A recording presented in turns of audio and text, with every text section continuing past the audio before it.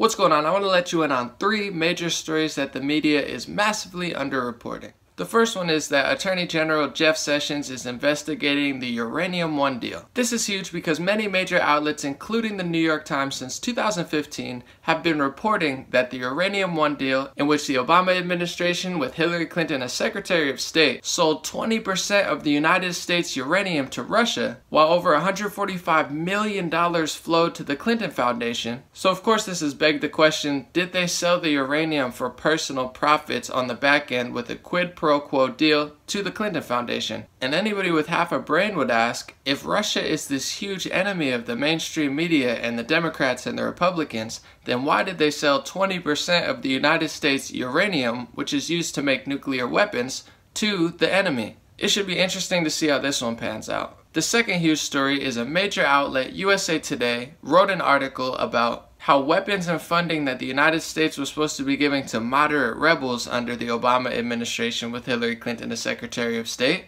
ended up in the hands of, you guessed it, ISIS. This goes right along with what Democratic Congresswoman Tulsi Gabbard has been saying for over a year.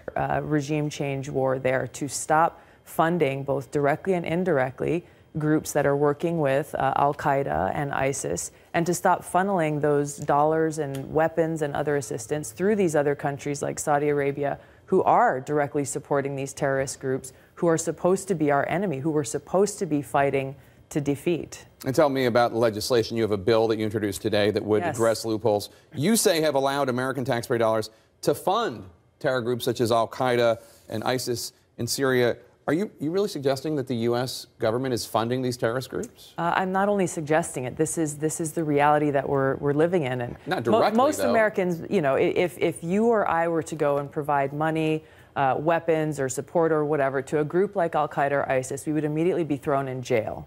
However, the U.S. government has been providing money, weapons, intel assistance, and other types of support through the CIA directly to these groups that are working with and are affiliated with Al-Qaeda and ISIS. Isn't it strange that these terror organizations were growing and thriving for years, and then Trump gets into office and all of a sudden they're almost non-existent in 2 of the major countries that they had taken over in? Strange. And the third major bombshell story written by Politico was about how the Obama administration let Hezbollah off the hook. The report said that the Obama administration stopped an investigation into Hezbollah just to pass their Iranian nuclear deal. Hezbollah, which the United States classifies as a terrorist organization, has majorly benefited since this happened. When you try to put all this stuff together, it's very confusing. The same people that want us to believe Russia is this major enemy were guilty of selling 20% of the United States uranium to them just a couple years ago and possibly benefiting over $145 million on a back-end quid pro quo deal. We were supposed to be fighting ISIS, yet many of our funds and weapons ended up in the hands of ISIS. We gave Iran billions of dollars in the nuclear deal, yet we looked the other way while Iranian-backed terror organization Hezbollah continued to grow and thrive. In Syria, we were funding moderate rebels who ended up working with ISIS. Meanwhile, Russia and Hezbollah are working with the Syrian government,